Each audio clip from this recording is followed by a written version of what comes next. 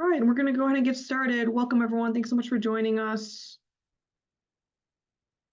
And I'll get things kicked off here. So the objectives here are to review the background on ESSER funding, which Andrew will share about, understand the financial implications ESSER has had on Vermont, explore ways ESSER funds were used across the state, and brainstorm ways people can support and advocate for fully funded schools.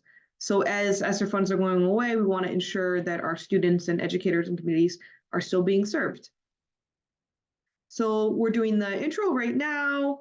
Then we'll move into a panel. We have a lot of really wonderful panelists all throughout the state serving different roles that we're excited to hear from. And there'll be a bit of a time at the end for breakout rooms where people can talk a little bit about their own district, how this is impacting them, and make some connections to help us advocate. I'll pass it to Andrew. Oh, and I'm Alyssa Chan. I work at the Education Justice Coalition of Vermont, and I'm excited to partner with NEA on this. All right, thanks, Alyssa. Hi, everybody. My name is Andrew Emmerich, and I'm the American Rescue Plan Coordinator at Vermont NEA.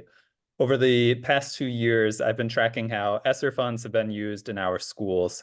And if you're not familiar with the term ESSER, what that stands for is Elementary and Secondary School Emergency Relief Funds. In education, as many of you all know, we love our acronyms, and having as many of them as possible just to keep things interesting is always fun. So our ESSER funds that came into the state came across through 3 different rounds of funding. There was ESSER 1, which brought in about $31 million. ESSER 2 brought in $126 million to the state. And then ESSER 3, which was the single one-time largest investment in public education and our country's history, that brought in $285 million into Vermont. So these are really significant amounts of money, totaling about $400 million that went towards our supervisory unions and school districts. And the Agency of Education was able to keep a portion of each one of those rounds of funding. And they have about $44 million that they've been using for a variety of programs across the state. Next slide, Alyssa. When each of these different rounds of funding came out, there was a different purpose behind it. ESSER 1 came out back in March of 2020 and was really about an immediate response to the pandemic. It was trying to get protections in schools for PPE, helping sustain if schools were having a hard time paying employees. It was really just a quick stopgap measure to help our schools out, our students out, and our teachers. When ESSER 2 came about, the focus started to shift a little bit. It was looking more at getting our schools reopened, looking at how we can help students come back into our schools and be re-engaged. And it was also starting to look at a term that the federal government used of learning loss, which is not my preferred term, but that's what they labeled it. I like to think of it more as learning that was interrupted and to be continued. Then there was ESSER 3. When ESSER 3 came out, there are a couple of additional focuses there.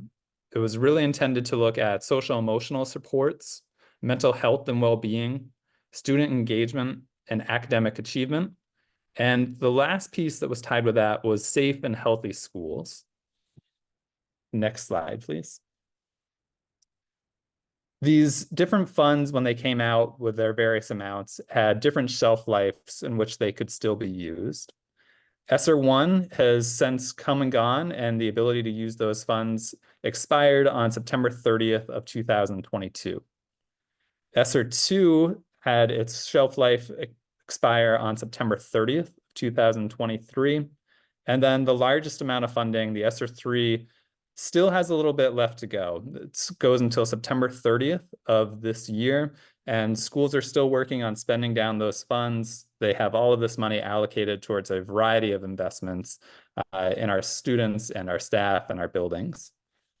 When the money came out, it was explained to supervisory unions and districts that it could be very flexible in how it could be used. Essentially, if it could respond to how it either prevents, prepares, or responds to the COVID-19 pandemic, it would be an allowable use of those funds. One of the things that the Agency of Education did with some of their funds that they were able to reserve was they created a state dashboard that shows some tracking of all three of these different rounds of funds by supervisory union or district.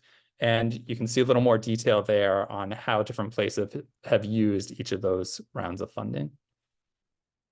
Next slide, please. Part of our meeting tonight also revolves around a report that Alyssa and I created that's looking at the largest amount of funding, and that's the ESSER 3 investments. It covers the entirety of the state, all of our schools, and looks at how much they received in funding for ESSER 3, and also highlights some of the really great investments that schools have been using for these funds. We're going to take a look at that report right now. And Alyssa, I'm actually going to screen share oh, you've got it up. Great. So just to walk you through this a little bit, this was a collaboration between Vermont NEA and Education Justice. And it's an 11-page report that just kind of highlights what these funds are, what it is that we are actually looking for, where we get this information. After the initial intro to the document, it breaks down Vermont into 7 different areas across the state. And the area for each spot is listed at the top, and it tells you all the school districts and supervisory unions that were looked at on that page, as well as the amount of funding that they receive for ESSER 3, and then some of the investments that schools have made. So you'll see a lot of things like hiring of academic interventionists or enhancement of summer school programming, providing school nurses, providing school counselors, professional development money to support staff as they assist students coming back from the pandemic. Lots of really great things that have been going on in our schools to help our students out. And you can see that across the state. This is just a snippet of some of the investment that schools have made. If you're curious about other investments that have made, I'm more than happy to send you some more information on that. And my email address is at the end of the report too, where you can contact myself or Alyssa with any questions.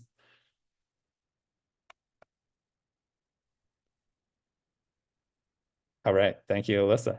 And I'll pass it over to you. You're on mute though. We just wanted to highlight and share some other stuff we worked on. Education Justice Coalition worked on a Beyond COVID Recovery Toolkit. I can't remember. I think Andrew may have worked on that together too. It's hard to keep track of everything now.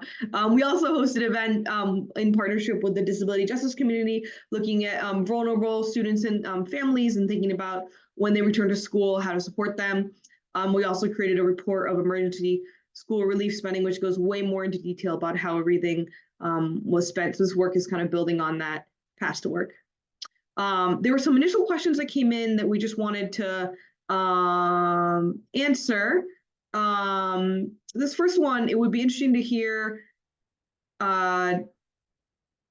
interesting and helpful to hear examples of schools who are finding ways to continue these positions and how. Andrew, do you want to speak to that one? Yeah. So one of the other things that happened this past year was there was some bipartisan agreement through the Safer Communities Act that sent Vermont about $5 million in addition to ESSER funds. Schools were able to apply this past spring for that money through a grant called the Stronger Connections Grant. And it was awards of up to $250,000 per applicant. So we're talking about our school districts and supervisory unions here who could apply. And there were a couple of schools who realized that with their ESSER funds expiring, that they had hired some really great people and kicked off some great programs and decided they would try and use the Stronger Connections Grant to continue to fund those positions. The Stronger Connections Grant runs until 2026. So it gives schools a little bit more time to figure out what they're going to do with some of those programs. Almost all of that money has already been awarded. There's about $400,000 that is still outstanding. And the Agency of Education is going to see how the first round of those investments is going before looking at reopening that grant for a second round of competitive applications. So that's one way that schools are thinking about how to continue to fund these positions, by looking at other grant opportunities that are out there. You're on mute again, Alyssa. Someone asked the question if we offer consultations, and we don't offer full consultations, but we're happy to meet with you. I'm not a budget expert, but I do budgets for our org, so I'm happy to support. Some other questions, someone asked about racial harassment policy. I left some links here. And someone also asked what we see as the most effective investments. I also left some notes here. I don't want to get way into depth here because I want to focus and spend most of the time with the panelists. And now we're going to move into our discussion with panelists, and I'll pass it to Andrew to get things kicked off. Great, thanks, I Alyssa. can undo this too. Yeah, that'd be great. So tonight, we are very appreciative. We have 5 fantastic speakers who are joining us from across the state, a variety of organizations and schools and positions, some folks who have even been funded by ESSER dollars. So we're going to have a chance to get to chat with these folks and ask them some questions. And I'm going to start off with Addie, if you could just give us your name, role, your place of employment, start us off, and then I've got a follow-up question for you of the general sorts. Yeah, totally. Hi, everyone. My name is Addie. I am a student at Middlebury College. I graduated from school in Bennington, from high school in Bennington. And I work for Our Turn, which is an education justice organization that works on centering youth voice. And I also work for the Vermont Student Anti-Racism Network. Awesome. Thanks, Addie. And then we'll come back for some more questions for you, but I was wondering if you could just give us a sense of what does having fully funded public schools mean to you, and what types of supports do you see us needing in our schools for students? Yeah, I think as we just talked about with the ESSER funding, there's a lot of money for schools, but I don't know if it's being used in the right way. I think we need to prioritize equity work as a big thing, and also just like making schools a more holistic place. And I know that that's throwing around like the words, but I think that we need to make schools a place where students can go and feel safe and have healthy food to eat, have a place where they know they have teachers that care about them, and that will support them and be there for them, and have all the resources they need, not just like a prepackaged curriculum, but actual like stuff that teachers make and things that are applicable to the real world. And I think that if we put money into those things and making schools just more human, I think that would really transform the system and make it a place where I would have felt better being a student. Great. Thanks, Addie. And next we're going to move over to Joanne Smith. Joanne, can you tell us your role, place of employment? Sure. So I am a kindergarten interventionist at Brookside Primary School. I'm in my 2nd year in this position.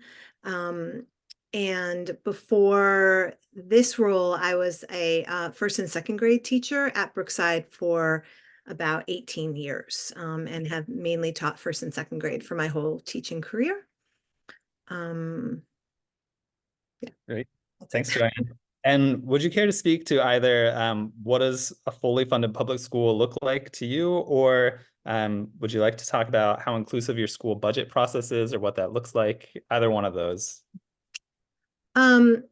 So the inclusivity around the school budget is actually a question that I would like to respond to, because this year in particular, because my role is directly funded through ESSER funds, I've been very anxious about whether my position will become like a funded position that's like in the budget.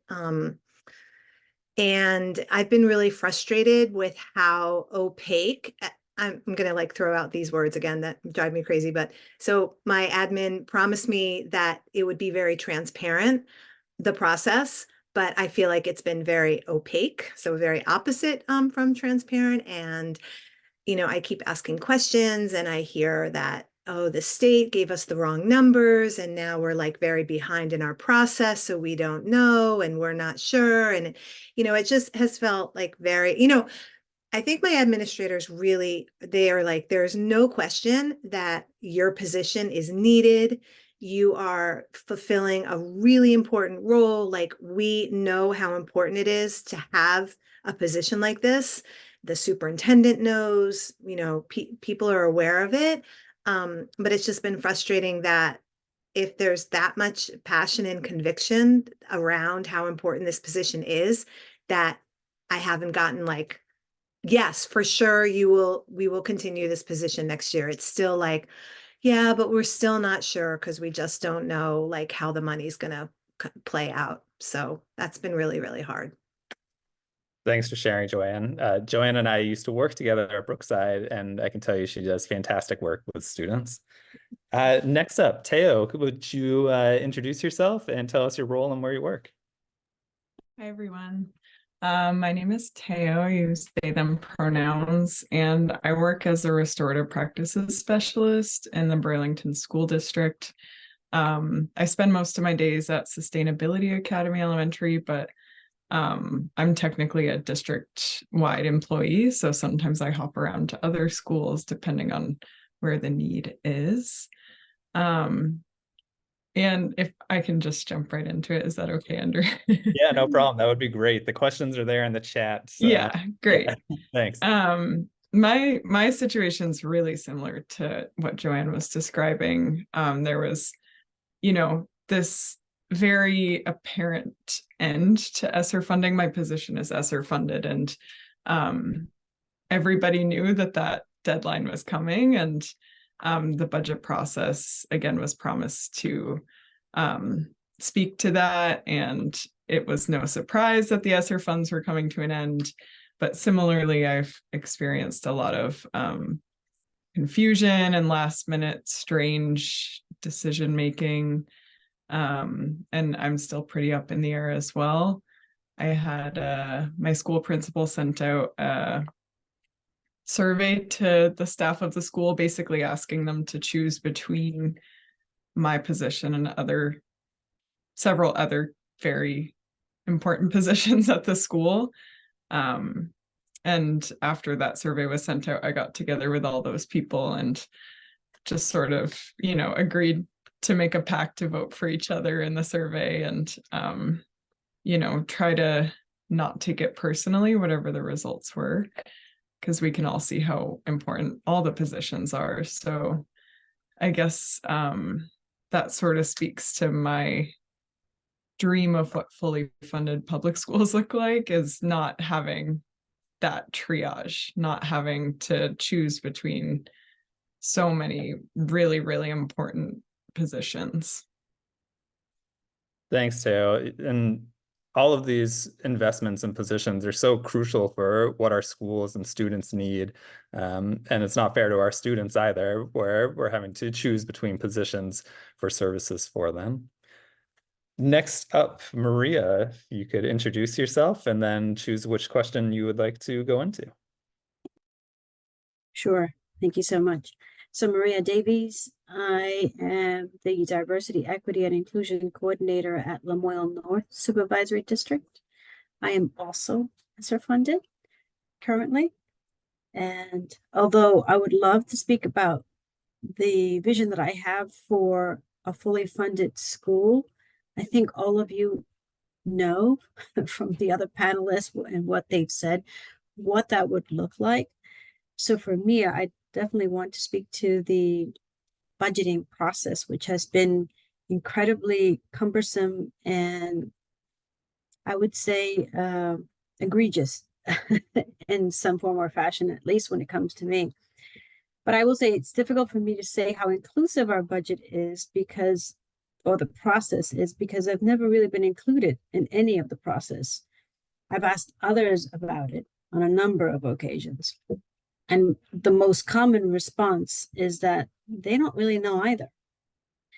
And given that, I've had a hard time believing that educators and students' voices are represented and are at the table when these budgets are created. So some community members are, yeah, sure, they're there. They may participate through the school board. But I venture to guess that most of us learn about the budget once the budget is already done. And so it's hard to claw back and to push back and to get your budget in. So this is all to say that my position is ESSER funded. And what happened with me was that in June, I was told by my superintendent that my position was ESSER funded and was therefore coming to an end. And this would be my last academic year. I said, okay. I asked many, many questions to follow that, all related to equity. I even said, so you're done with equity, you've ticked that box. And they said, no, it will still continue in some form or fashion. Nevertheless, the conversation happened. Since then, until end of November, I was under the impression that this position was going to go away.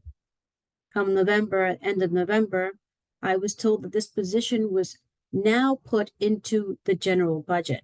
Before that, though, as soon as I found out that the position was ending, I spoke to all the principals and met with every single one of them. And I said to them, this position's coming to an end. I was very transparent. You need to work and put something in your budget to make this equity work continue in your schools. We're just getting ramped up. We have momentum. Let's keep doing it. They all agreed they would. Then they started asking questions. Why is it going away? What's going on? That's when they started thinking about it. And it wasn't until the end of November that they said, oh, the position is going to be put in the general budget. And I said, that's great. However, are you also going to put funds in the general budget for this position to do the work it needs to do? Because the current funds are just not enough. And the answer basically a couple of weeks ago was no. And I was very, very open and transparent and said that I would never do performative work. And so this position will likely no longer be maybe funded, but definitely not done by me if they don't provide a budget for it, which they've already said they wouldn't. So to make it more inclusive, I would say invite the educators to the table, right? When you're creating these budgets, invite youth to the table. Some youth are definitely invested in this work. They want to see where the school budget is being spent in. They want to know whether or not equity is being prioritized right now. And our superintendent is having conversations right now with the community members in each community, talking about lots of different things like social emotional health. Bring in the budget, talk about the budget process. How does it work? How do you get a budget? How is it created? What happens? All that's important. Transparency is important when we're doing this work. And if the community is actually understood that we're in dire straits, then the community will come together and we'll figure it out. We shouldn't get to that survey result where we have to pitch and choose between different positions that are all very needed. There's money out there to be had, but then are we an afterthought? Sometimes I think, it's not prioritized. We're an afterthought. It's only when people start getting together and start getting upset that the position is no longer going to be there that they start realizing, oh, we need to do something. It's a little bit too late. Thank you for sharing, Maria. And I think it's a common story around the state about lack of transparency with some of those conversations in the budgeting process, and many folks who are completely unaware of what the budgeting process looks like because they aren't invited, which is definitely a problem. Next up, and for our final intro and opening question, I'll kick it over to Colin. Great to see folks. Thanks for being here, and thanks to my fellow panelists for sharing their experiences, their stories, and lifting up what are really, really critical conversations in our schools and communities. So my name's Colin Robinson. I'm the political director at Vermont NEA. I work with Andrew. I work all across the state, but also spend time in the State House addressing issues impacting students and educators that come up there. I'm going to start with the first question because it kind of ties into a question I'll speak to a little bit later. But when I think about what a fully funded public school means, I think it's we don't have to look too far to the community schools model and the full service schools model that has been successfully done to meet the needs of students, families, and communities, so they're able to access their learning throughout the year, support students and family success, to find and center their participation in what those schools look like to meet their needs. And I think, you know, Vermont has an opportunity to step more fully into that work in the coming years. And I think that that will help us realize the potential of not only community schools, but also more fully meet the needs of all students. Of course, funding is at the center of all of that. And there's a lot of conversations, not just happening locally, as you all have spoken to, but now in the State House about how we're supporting our students, our families, and Great, thanks, Colin. So we've got a couple other specific questions that each of our panelists are going to address tonight. So we're going to go back to Addie. And Addie, can you tell us why student voice is such a necessary component to school budgeting? Yeah, definitely.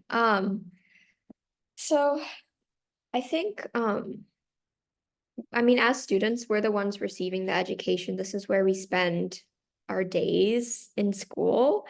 And I think we deserve to have a say in what is being funded and what the decisions are that are being made.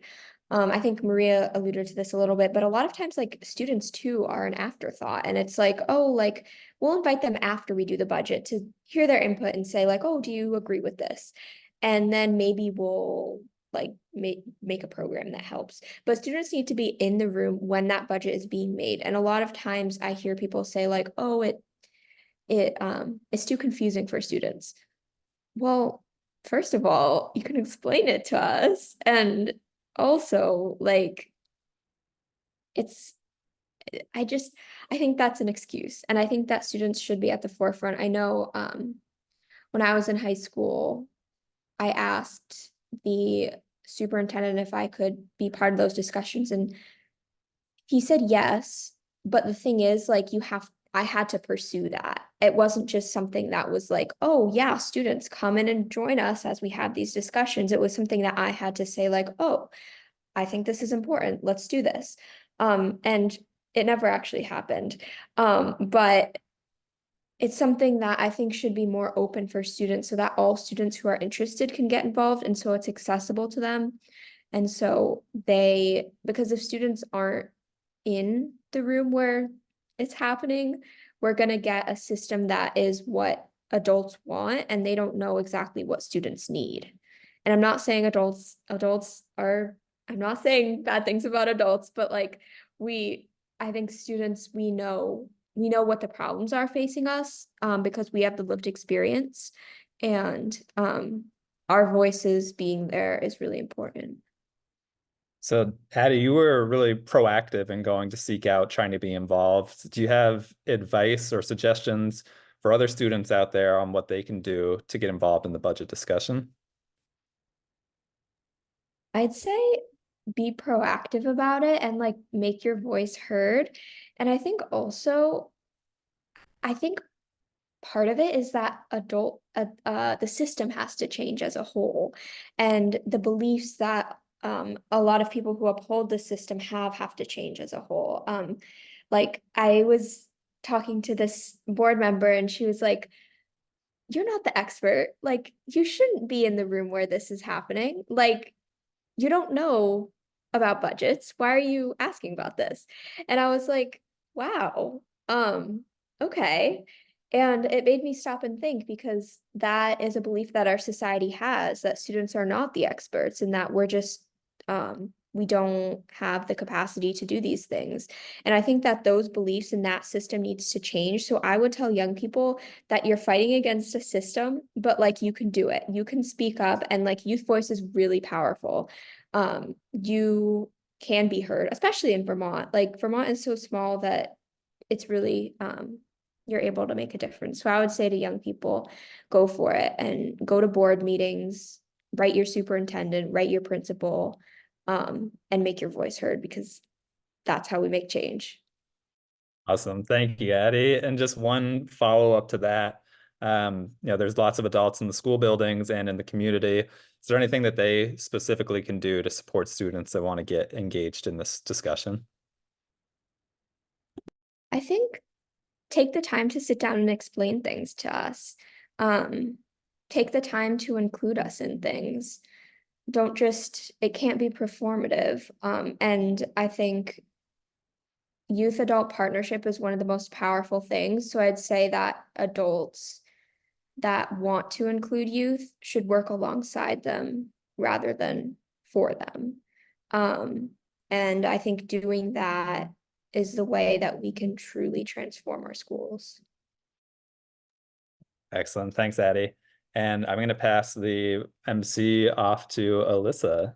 Well, thanks. I just wanted to share a brief story about my own experience with budgets. We used to get input kind of in the last stage after the budget was created at the Education Justice Coalition from the core members. And then I did this training that said that basically like 90% of the work actually has to happen up front, deciding like, rather than just sitting there and looking at the numbers, it's actually having conversations about what's our vision, what's our values, where we're headed, what programs do we need to fund. And that helped us last year. We had a retreat in February, like 5 months before our budget, where we did a lot of work thinking about like, what are the program areas that we want to invest in, what's working, what's not. And it helped us reprioritize our youth organizing. And we were able to have like a youth organizing program, like multiple camps. And that was because we had gotten input from our like core group. And now this year we have like 10 youth coming to the retreat who will also be giving that kind of input. But we're not even talking like numbers, budgets. We're talking like visions of like, what is this political moment? What are our values? What's working? What's not working? Where are we heading? Where do we need to, what are the most important activities for us to do in the next year? And then by the time it gets to then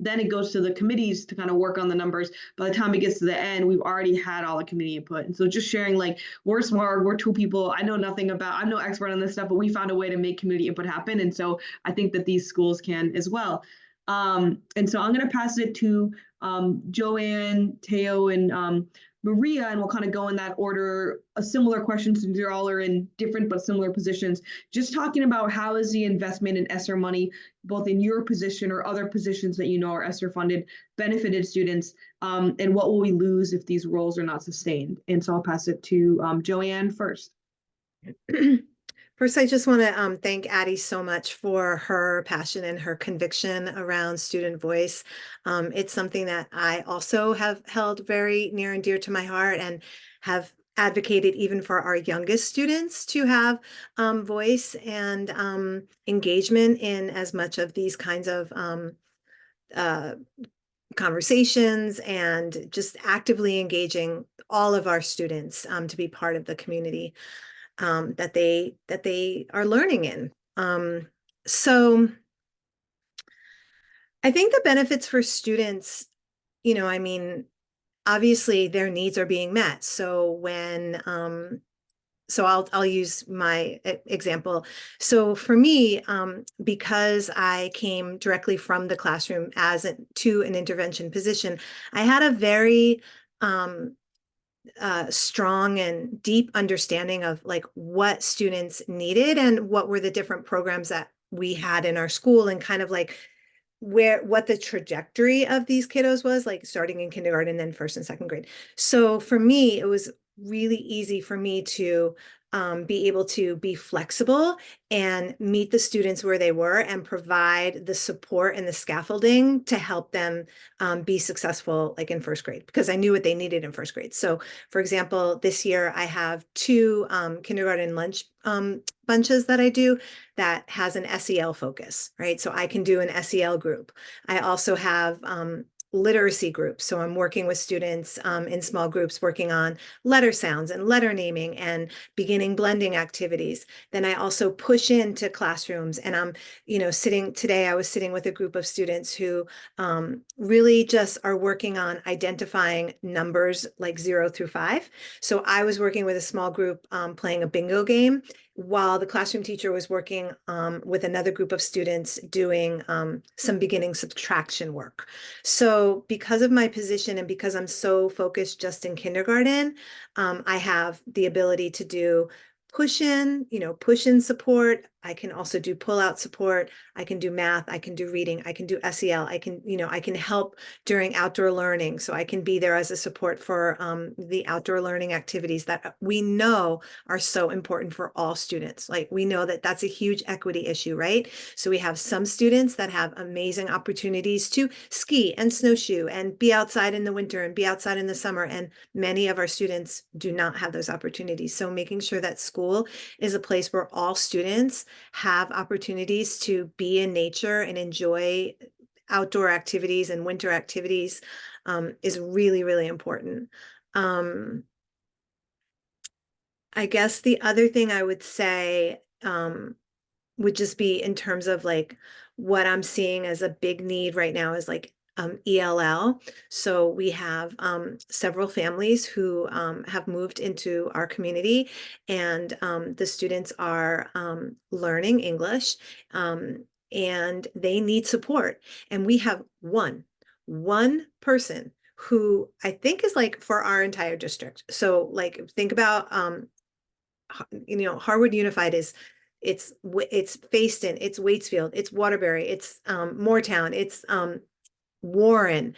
We're a huge district, and to expect one teacher to provide the kinds of support and services that these students need, it's just not going to happen, right? And we have a kindergarten student who is really, I think he's had like maybe 10 meetings with the ELL teacher. It's January. So, luckily he has a kindergarten teacher this year who is fluent in Spanish, which is beautiful and wonderful, but that's not the case. And that is just not, it's not sustainable, and it's not okay. So, yeah, we need ELL teachers. We need more SEL support. We need more content area. Like these kids really need a lot of support. So. Cool. Thanks so much for sharing, Joanne. You lifted up, I put in the chat so many important things around ELL education and outdoor access. And I know there's a lot of research coming out about reading recently, and that having those specific targeted supports can, like, early on, can really help. So I really appreciate you highlighting all those student supports. And I'll pass it next to Teo for that same question. Great. Thank you. My position is unique because it was a new position with ESSER funding and hadn't really been done. We didn't really have a model of it. It's kind of unique nationwide to have RP specialists in schools, especially elementary schools, which ended up being really exciting because we could just do what was needed at our school site. So our district hired a team of us. There was pretty much one of us at every school, all elementary, middle, and high schools. And at my school, for example, of kind of what I did in my position is I started a rainbow club for students, social justice club for students, and interest-based clubs, like chess club, Magic the Gathering, fun things like that. I do body breaks with kids, so movement breaks for kiddos who need it, or kind of SEL check-ins to talk about, reflecting on how the day is going, what they might need to have a successful day, and trying to meet those needs with them. I work with our school counselor. I work with our school social worker to help support students in their restorative practices. Is about a sense of belonging. So that's my biggest thing. And that can come from so many different angles. And I work district-wide. I've worked with high schoolers to start a racial affinity space mentoring program that brings high schoolers to our elementary school in a mentorship capacity. I've worked for the Summer Racial Justice Academy. I teach PDs for the district on intro to restorative practices and how to support LGBTQ youth in the district. So really, I do a lot of equity-based education for teachers. And then I have conversations with students on equity-related issues. When identity-based harm has happened, I do a restorative conversation. I do learning pathways on things like Islamophobia and homophobia. and how that relates to the history and their current relationships, and really get students to reckon with the accountability of the pain that they caused in that sense. So I guess all of this to say, in my position and the loss of my position, is I'm one of the few people in a school building who has the capacity to be with a student as they are. There's not many people who aren't relating to students on an academic level, which is also obviously very important. But for students who don't feel like they're thriving in an academic sense, school can be a very, very difficult place for them. And if they're also not thriving in a relational sense, it's even worse. And that's where I come in. I have the capacity to respond to teacher requests. And I think that's really unique about my position. And there's really going to be a huge loss for that.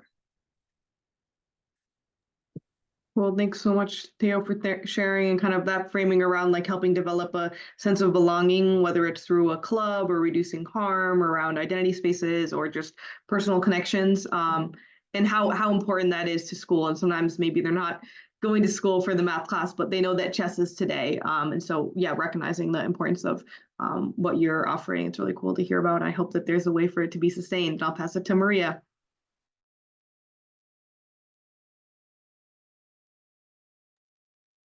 Yeah, Theo, but it's incredible how much you do, how much we all do, really. So ESSER funding created my position directly.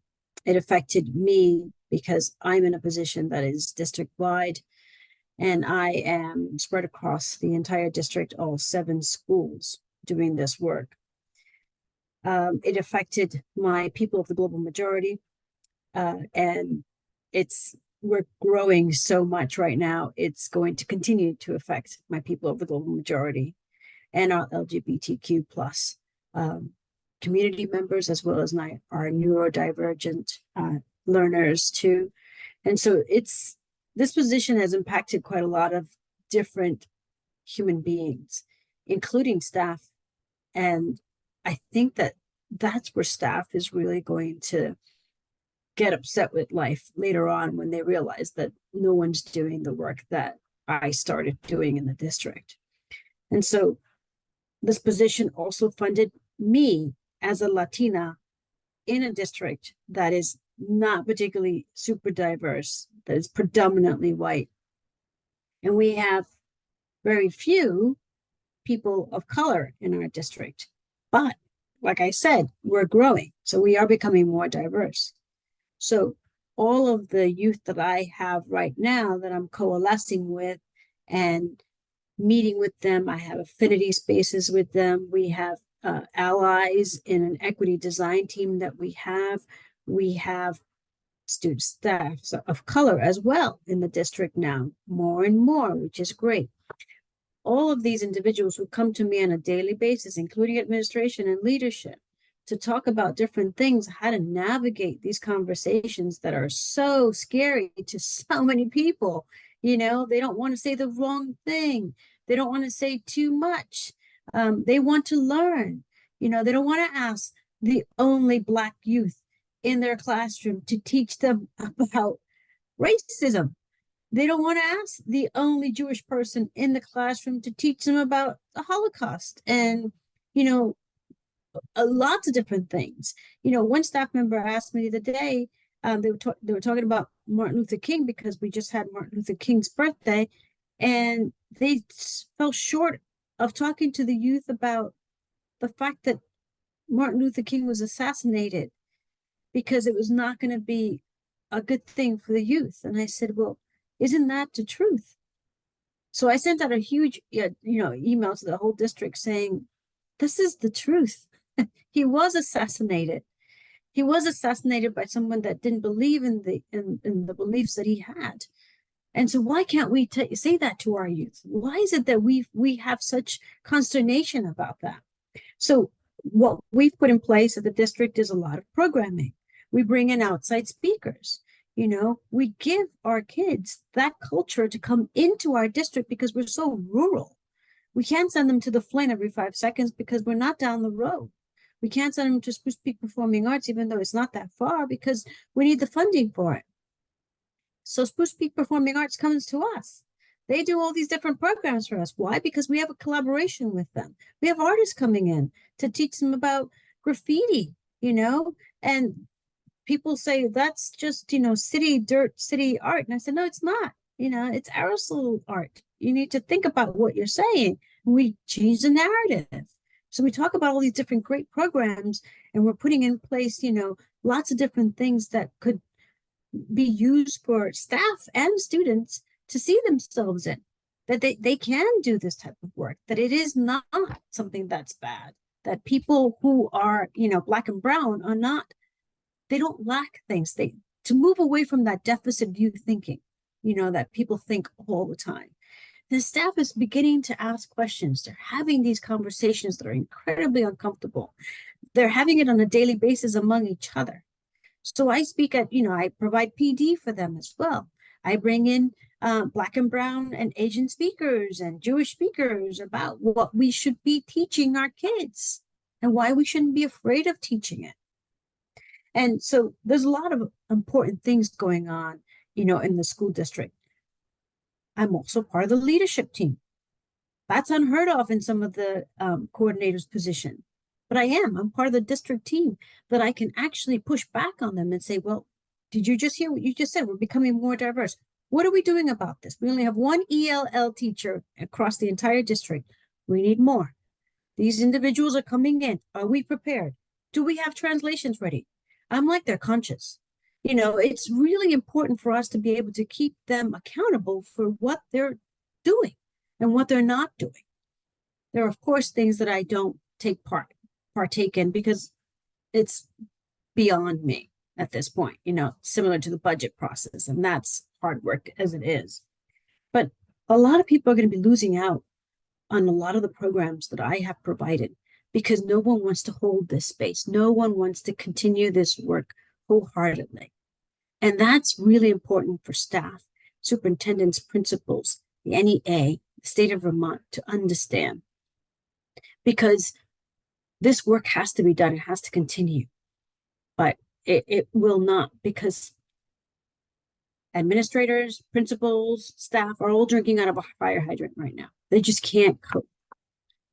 And I tell them all the time, a dysregulated staff member who is not getting help, not being supported, is never going to regulate a youth that's dysregulated, simply because they just can't.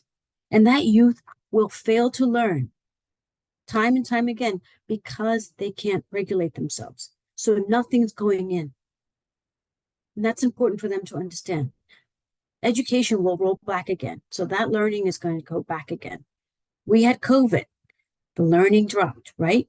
What did you say? You said you dropped. It was not, it was a learning, not a loss of learning, but a learning that was interrupted, and mental health was also interrupted. We have a huge mental health crisis. And we're getting rid of our social emotional learning team, our MTSS. We're getting rid of interventionists. We're getting rid of people that could actually help do this work where kids actually coalesce and identify with. For sharing all that, and just want to lift up and appreciate kind of your focus on like telling the truth and creating space for difficult conversations, and helping hold the school accountable. I'm just going to keep moving us along. John, I'm going to pass it to Colin in a second, but I assume you have some type of direct response, so feel free to share a brief direct response or question, and then we'll pass it to Colin after that. I see your hand up. Yeah, thank you so much. I really appreciate it. I just wanted to lift up something that I feel is really important that Maria and Theo both spoke to, and that is their level of expertise, right? So their level of expertise and their level of leadership and capacity.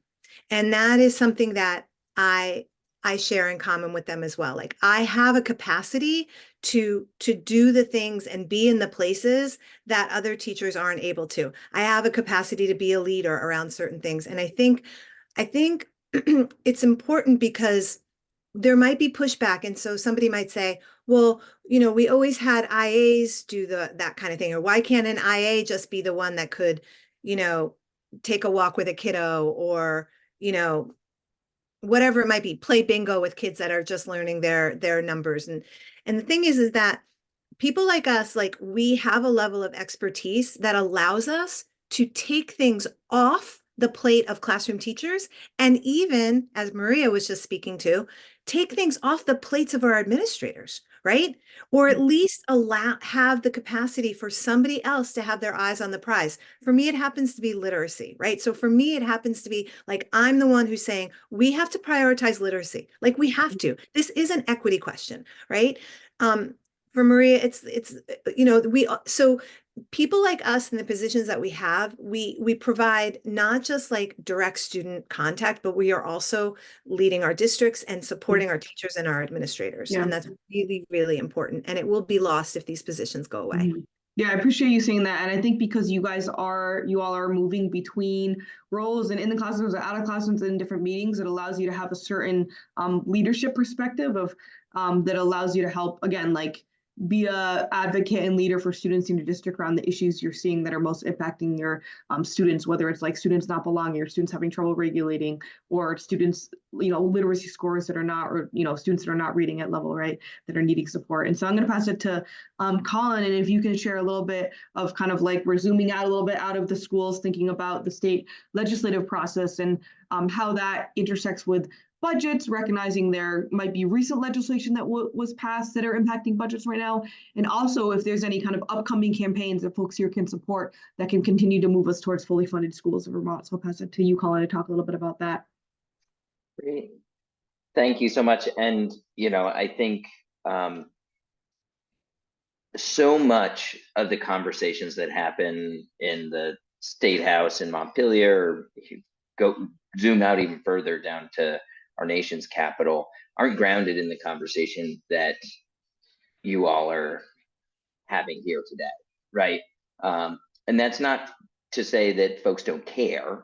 It's that they don't necessarily know, or don't have the opportunity to realize the critical role that you all play in the lives of our students and our communities, and the fact that here we are, you know, 4 years out from the beginning of a global pandemic, and the impacts are going to ripple for generations, right? And that's not something that just phases out like the budget money does, right? These are things that we as communities, our students, and you all as educators are going to be carrying with you forward. So when I think about what kind of in the legislature, the upshot is that I actually do think there has been greater educator voice, and also some more student voice inside legislative conversations around public education over the past couple of years, and greater recognition of the student needs. Now, I think we've seen that materially reflected in the passage of the Universal School Meals Bill last year. Quite frankly, I think there's a lot of organizing that went into that over time. However, it was the substantive impact of the federal investment in universal school meals that sort of was a test case in Vermont that said, okay, we can't afford not to feed all kids, right? And so I think that that is sort of a case study in how we can use these moments to sort of lift up and move forward policy. The other one in the State House, kind of going back to the community schools, is there was some pilots, about 5 pilots across the state, to build out a community schools model in 5 different districts. And that was using ESSER funds. And that was something we at Vermont NEA led. But all the issues that you are lifting up right now around that money running out are the 5 districts that started to do this saw really impactful results for students, for communities, for parents, and their ability to access their learning. And they're not exactly sure how they're going to keep it going because it was ESSER funded. So as we sort of look ahead, just this afternoon in the legislature, they heard from school administrators and school boards about education spending. I think we've all seen pretty sensational, while also legitimately concerning headlines around education spending trends that aren't so much about unexpected or new costs, but it's actually really about how our schools are funded and how the new pupil weights are rolling into the system, overlaid with all the normal and, quite frankly, not unexpected, but commonly felt inflationary factors and some other wonky policy things related to property values. But it's created kind of this perfect storm in this moment where we see budget increases not necessarily being unreasonable, but tax rate increases being really startling for folks. And the upshot of this particular conversation today is that I was really concerned that a lot of the voices in the legislature today from the field, from school districts across the state, were going to come in and say, well, maybe we need to look for places to cut. And they all came in and said, we can't possibly do that. Our students have needs that need to be met. And in some places, they talked about backfilling 8 of the 10 ESSER positions and how these became integral positions to their district. That clearly isn't universally being experienced, but the main through line was that our students deserve schools that meet their needs. We've worked really hard to do that over the past 3 to 4 years, and doing less than what we've been doing is not going to support students and families to be. And that was heartening. That doesn't mean that this conversation about property tax increases is going to get any less heated and challenging as voters go to vote on their budgets in about 6 weeks.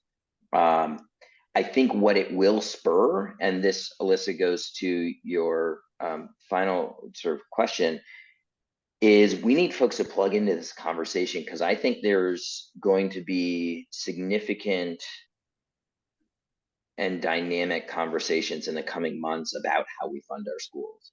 I think that it will go beyond the sort of implementation of the pupil weights to saying, okay, for the past 30 years, we've actually had one of the most legitimately the most progressive and equitable education funding systems in the entire country. However, it has gotten more and more complicated, and with complexity comes skepticism. And is there a way to hold true to our values of investing in high quality public education for all students and communities, while making sure that we're ensuring the wealthiest pay their fair share, and folks, when they go to vote on their budgets, actually understand what the heck they're voting on, not the line by line about necessarily the investment, but they don't find themselves being skeptical about the math behind the number that is being presented to them on the ballot. So I would just really ask all of you to contact your legislators about the need to maintain and support strong public schools and funding for strong public schools, because there are going to be voices emerging in the coming weeks and months that are going to say we're going to need budget caps or arbitrary cuts or things along those lines that we know will significantly hurt students and educators in our schools and communities.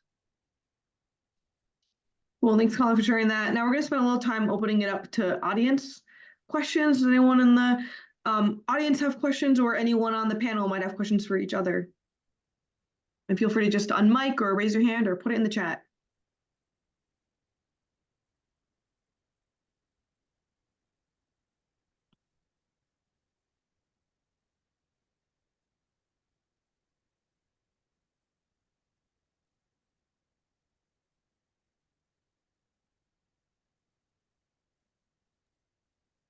Theo, when are you going to know about your position? That is a great question. I have been told I would know by November. I was supposed to know earlier this month when the board voted on the budget. Yeah, so maybe by March when the budget is voted on by the public, but even then, you know, it's hard to say. My contract ends in June, so hopefully by then I know.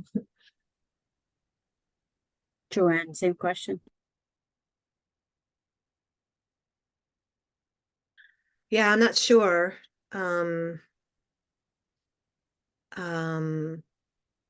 Yeah, I mean, my position, I'm a little bit protected in a way because I was a teacher in my building. So part of like my accepting this 2-year position was that I would be able to like my position, like I'll still have a job. Like I'm very, very grateful and very I do not take it for granted that I will have some kind of a job. I might go back to the classroom, or I might fill a position in another school in our district, but I will have a job. I just don't know what it will be and where it will be. So I'm really hoping I could stay. It's hard for me because I feel like I'm just getting going, like my 2nd year, and I've lessons learned, and I feel like I have so much that I could still do and that I want to do in this position.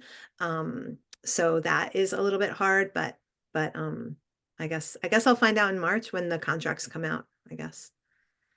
Well, thanks everyone for sharing, and hope you all are able to continue in your roles. And I'm going to pass it to Mary, who has a hand up.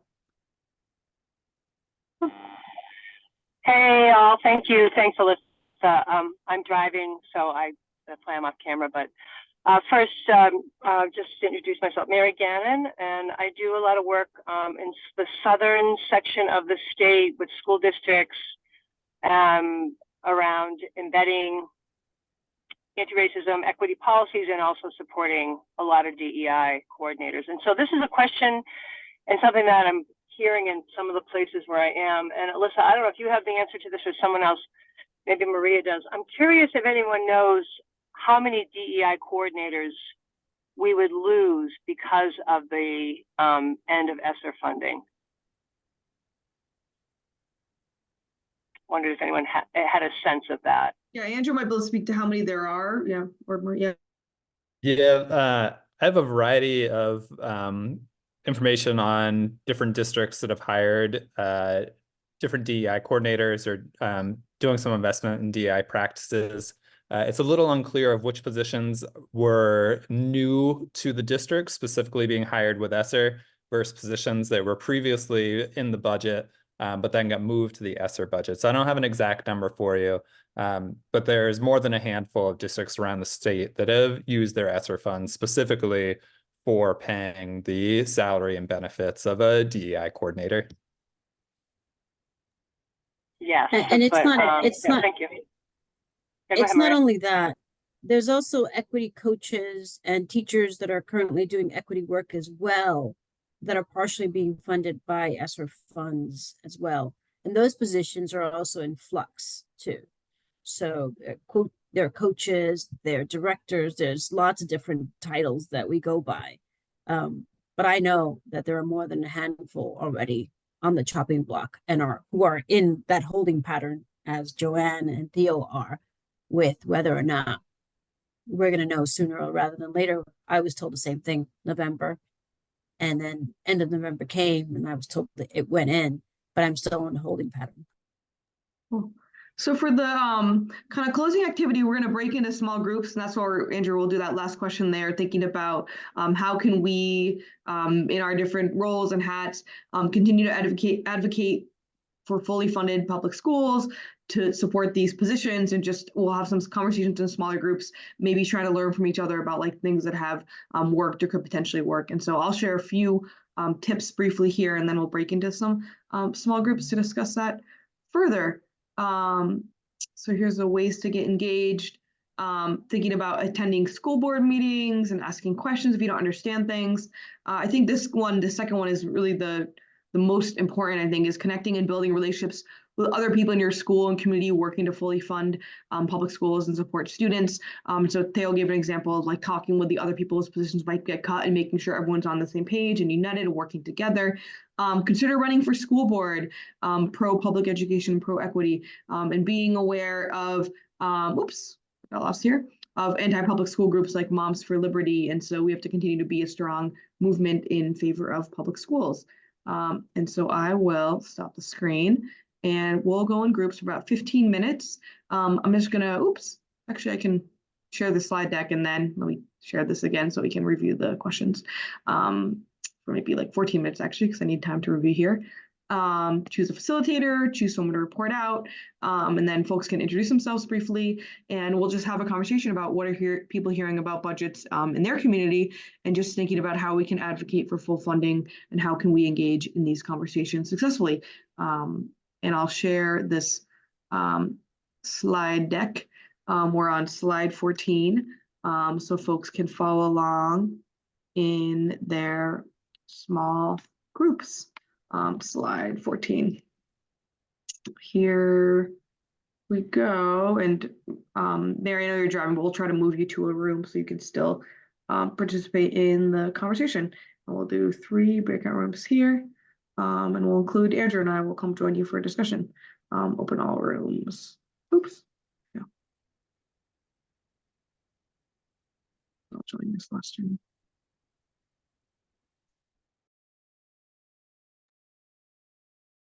Says recording in progress, but I don't actually think this room is going to be recorded. Yeah, I was gonna say. I don't know if we'll have like 5 videos and who knows. Let's do some introduction, Catherine, because I don't know if we've met before. So if you want to say hello. Hi, sorry, I'm like shuffling things around over here. I'm Katie, and I am a reading interventionist in Bradford. And like many, I have a position that is currently ESSER funded and hope is as of right now in the local budget, but who knows with what local budgets are looking like. So I mean, this has been so helpful so far to hear. So thank you for putting that on. Cool, that's great. And I think we've already asked. Yeah, go ahead. Oh, sorry. I was just gonna ask, do you have family in Burlington? No, but people ask me this all the time. They want to know if Okay. it's related to Yours. Honda or like, no, Okay, yeah. I don't, not that I know of. Okay. I'm really close to the kiddo and their family, so. Oh, that's so And funny. last name And their last name Shearer. Shearer. Yeah. Fine.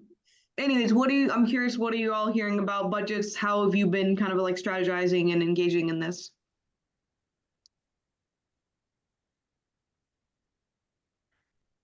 Yeah, I mean, I think for me, it seems like it's sort of like all starting to, or I'm starting to hear about this more now, right? Like this feels like with March approaching, things are coming up now, and I'm just kind of glued to my district's board meeting minutes and recordings. I rarely can attend the like in person, but just keeping on top of what's happening. But I think many ways, like the board doesn't know, right? Like there's so many unknown factors.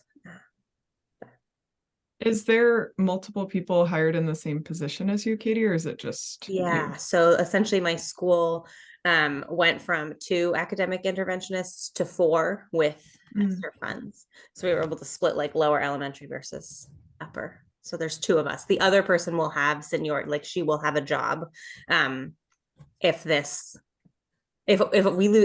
ESSER funding goes away and it does not go into the local budget, she'll get to stay because she was a classroom teacher. I was new to the school when my last interventionist position got cut. So I would be kind of starting over somewhere. But And is there explicit mention in the board meetings about your positions? Have you noticed? yes. So the principals have presented they've had to do a general overview of kind of what the budget is going to look like from their perspective. And so they have said that they're wanting to put our 2 positions and a sub position, like a school sub position, into the general budget, and people are, you know, the comments in the public session are like, what's that gonna, like, yes, you're needed, and Yeah. what's that gonna do to our taxes? Right. So, Right. which is And has there been, sorry, I'm like asking you No, a go ton for of it. follow-up No. questions. No, I think you all are in similar positions, so it's really good to like be in connection and see if there's any. Yeah, keep going. I'm wondering if there's been like attempts at data collection or something to prove, like, I know in my position at least, there's been a lot of like, we have to prove that these are worthwhile positions. Does that happen for you too? Yeah, I mean, like, I can't tell you how many data meetings I've been at this week alone. Like, absolutely, there's a huge push, and I mean, I think it was a smart move, but in October, the interventionists presented to our board, kind of knowing what was coming, like, here's some academic data, right? Everyone loves a graph. So Right. trying to show the impact. Mm-hmm. Yeah. So there's that piece. I mean, when you were talking earlier, I was thinking like the impact that individual kids will have by losing, right? And the teachers will have just by losing a position such as yours, if that happens. Yeah, it's complicated because like restorative practices, there's no number there. Yeah. There has not been invented yet a system that can accurately like measure. Like we mostly measure things in terms of disparities and suspensions and detentions, Right. and, you know, behavior reports. Referrals, So, yeah. but in like an ideal world, kind of like my job shouldn't have to exist because everyone has the capacity and has the resources to have these conversations and build relationships with students in their own classrooms. So it's hard to measure something that's like invisible, like kids belonging in school and feeling that sense of belonging means that they aren't showing up in the data right now. Right. Oh my gosh, so true. Have you all thought about collecting just like qualitative data and stories about what does this club mean to you, and like what is having an additional adult in the building you have a relationship mean to you, and just like sharing those via email or board testimony around these roles? Yeah, so UVM, I feel like it was a slightly too little too late, not to the fault of their own, but we've been working with a couple of UVM researchers who have designed, we have something called the Restorative Culture Survey that attempts to measure sense of belonging over a couple of years at schools, and then also staff belonging and staff culture. And then we did qualitative interviews with them, you know, where they tried to capture like the breadth and impact of our work, but I'm not sure, like, really, I was like, so what are you going to do with this data? And like, when does it come out? That I had that interview at the end of maybe November. So I'm not thinking it'll be timely enough to impact budget decisions. Unfortunately, I mean, it hasn't, you know, those decisions have already been made. So, yeah, I guess I'm kind of hoping that event. I had a like Office of Equity retreat today with my whole team who's all getting cut, and many people shared the fear that, like, you know, probably they're not going to realize what we were doing until it's gone, which is like validating and like a vindictive childish way, but also like at the end of the day the kids are going to be impacted, and that's really upsetting. I don't know if you all have seen. I'm still honestly trying to understand what it means, and I had asked Colin maybe to speak to it, but he might not have felt ready because there's so much confusion about it. But I don't know if you all saw this article, this like 5%, 10% rule. Have you all seen this already? I don't think so. Let me see. So, oh yes, yes, I did see this. Yeah, free money. Yeah, exactly. So it's very confusing. Obviously, so it's like, this is the way I understood it. So, someone at the NEA who's also a school member first explained it to me, and it was like, there's a tax cap, so schools can only raise the taxes each year 5% through 2029. And if a school puts forth a budget and it's over that 5%, like let's say I put forth the $10 million budget, but I can only raise 9 million based off the caps, the state has to pay that extra million as long as, and they have to pay it, and they can't like say no or even have a hearing or whatever, as long as it's under a 10% increase in a budget, which I assume there's like a window there, whereby like I might raise taxes 5%. But anyways, so this article basically has a lot of the legislators' point of view, telling people not to go over this 5% cap. Don't ask the state for this money because it's not there. But when I was talking to another the school member, she was like, well, I heard that either, I don't know how she knew this. Like, I'm trying to get more info on it, but I was heard of, but she's like, well, Stowe, which is like obviously a very wealthy school district, either did go over last year or is planning to go over. And she's like, so anyways, it's a little tricky because it's gonna like cliff out at 2029. But I'm like, well, having restorative practitioners for 4 more years, even if the what you position give to me. yeah, that's what I'm thinking. And so like the thing I'm thinking in my head is, and this is the part I don't know, you know, if the Burlington, this might be a question worth asking, is the Burlington budget planning on going to that 5% cap or even close to it? Because if they're already going to go and hit the 5% cap, they might as well go a little bit over. I don't know. Again, I don't know quite how it works, but it's definitely worth asking and trying Yeah. to it. Well, and I don't really get, so something that's really impacting the budget here in Burlington is we're building a new high school. So all of our money is going to that high school. And I feel like the state should be doing more to chip in on that. And that's a big issue, like a systemic issue. Yeah, like they're already having to increase, Make tons you of know, taxes and everything because to adjust for that. So yeah, maybe they're already maxing I don't know it out. how. I don't know. Yeah, I kind of feel like the proposed budget that Tom had put forward would raise taxes by, I think, 13%. Okay, but I don't see, this is where it's confusing to me. I'm like, why does it say that there's a 5% cap? What does that mean? I don't know. I don't really get that. I don't really get taxes. That's not. Yeah, so maybe it's worth hard for me. asking because it says act cap Can I increases. also ask, and Katie, I don't know if you have heard of this, but something that is talking that my individual school is talking about is RISE funding. Do you know about RISE funding, Alyssa? I'm just looking it up. I don't know about it. Yeah, and I think this is worth sharing back with the other groups. So is it called Rural Innovation Stronger Economy Grants? No, it's like something. Okay. I look up RISE funding, a lot of stuff comes up. So something about equity. It's a pupil weighted system. Oh yeah, so I do know about that. Yeah, I just know of it as pupil weighting, and Burlington potentially could get a little bit more funds because of the ELL and low income population. Here, let me find. It's the new pupil weighting law, right? I didn't know it was called RISE funding. I didn't either, but okay, yeah. I don't know if it is. I wasn't sure where, like, is that a statewide thing? You said it's a law? Do you know, Catherine, if you know, feel free to share. I'm just broadcasting a message.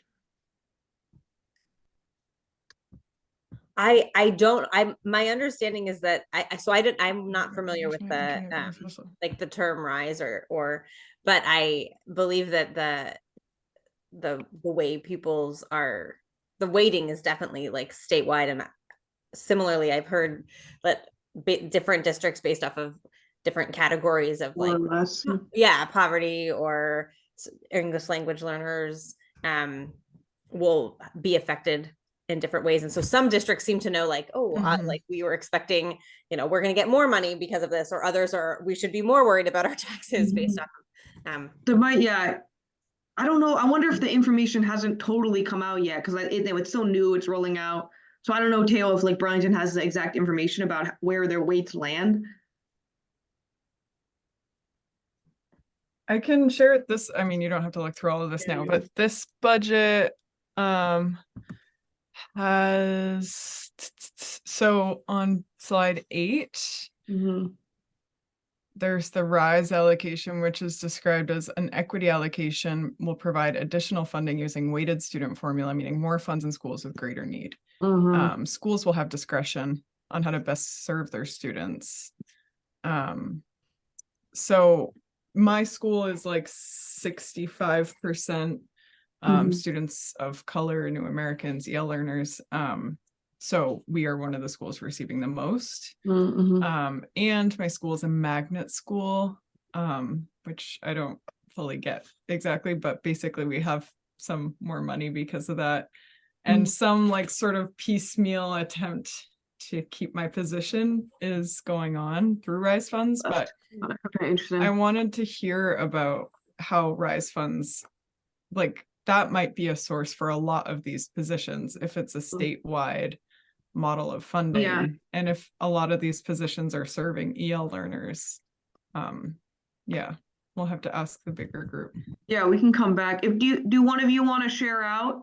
And I think with the RISE funds, there are, I mean, winners and losers is a weird way to put it, but I don't think every school's like getting RISE funds, right? I think that the per pupil weights are changing. And so some schools are getting slightly more and some schools are getting slightly less. And so it might be able to fill the gap in higher need districts. I think it's like Right, exactly. ELL, low income, probably special ed too, those three categories. Or like free and reduced lunch. Free and reduced lunch, exactly, which is, yeah. Mhm. Do one of you want to share out some of the things we talked about? Or any questions you have? Yeah, I can. I'm Yeah, totally more trying to do awesome. that. Thanks. Yeah, Katie, I saw your face. We're not solving those problems. Welcome back. Thank you.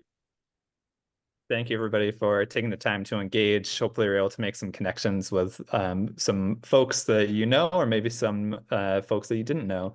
And we just want to do a quick report out of kind of any themes that popped up or things that you touched on.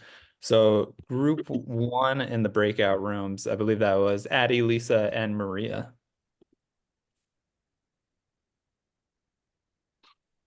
Oh, we were supposed to designate a speaker, weren't we? You can just share a couple key points for your questions, yeah. So quickly, we talked about how difficult it has been to all the positions that had been created with ESSER and all the positions that are going away, and not really understanding by the staff's mind, what's happening with those positions, which puts kind of stress on the staff because while they had somebody to help them, now they don't have that person to be helping them, right? So that's an added stress on already crazy, academic year. And we talked about how we can empower our students to speak up and get active and talk to the legislators, and say, hey, I want to be part of this, not only co-create my education, but co-create the budget that's going to affect my education, So those are the things that we talked about. And Elijah is part of works with the principals. So he's hoping to convey that to the principals too, to empower them to also speak up, not just go with the status quo. Great. Thank you so much for sharing, Maria. I really appreciate that. Group two, Joanne was kind enough to volunteer to just give a quick sentence about what we chatted on. Yeah, I think we just, continued the conversation about the importance of DEI coaches and leaders, and particularly, bringing in white educators in our predominantly white schools and supporting sometimes the the safety and support that sometimes these leaders might need to feel like their work can get done and that others are taking it up as well. And then Colin spoke a little bit about the support that we have had in the legislature in terms of getting the school lunches funded and so that's a good thing, but obviously that we're facing a lot of budget increases and school budgets that are going to have these like huge jumps in taxes and just what that means. And Mary shared a final thought around not watching the news and don't listen to any catastrophic predictions about next year, and just find ways that we can problem solve and we can think outside the box, and we just stay positive and optimistic that we can continue to do all this good work that we know our students and our communities need. So I love that. Great. Thanks, Joanne. And group three was Claire, Catherine, and Teo. Yeah, we talked a bit about the collection of data to sort of bolster our argument for our positions and go beyond the sort of qualitative pressure at school boards. As Alyssa said, everyone loves a chart. Everyone loves a graph. So then we sort of moved our discussion on to some Vermont Digger articles speculating about education finance spending. And then something we wanted to ask the group is whether or not, have people heard of RISE funds? Is that a statewide thing? And if so, is that a potential source for people's positions who are maybe being cut? Maria, I saw you nod.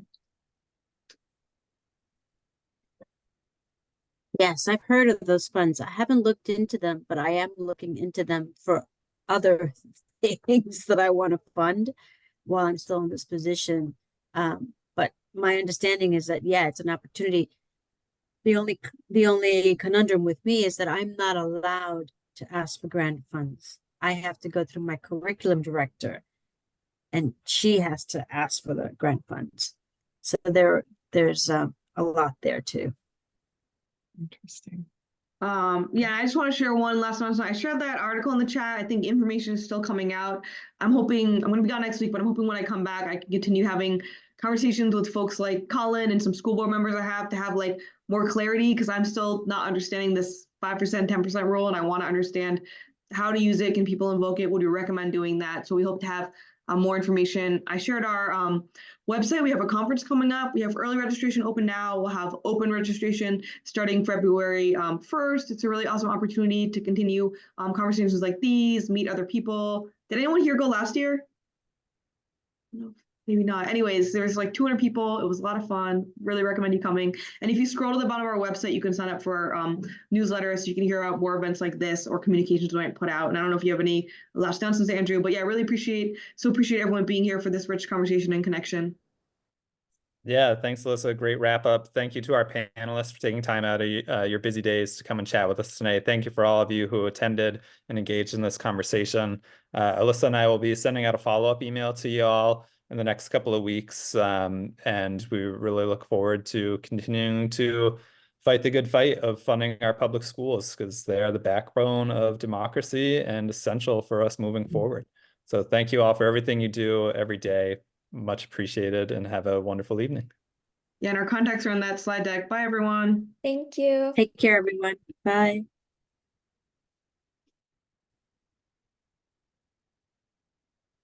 Cool, we did it. It was We did small but it. mighty. I thought it was a good conversation. Yeah, here I'm gonna hit the stop recording. Oh yeah. Actually, do you have that button? I Mine's have not. the power.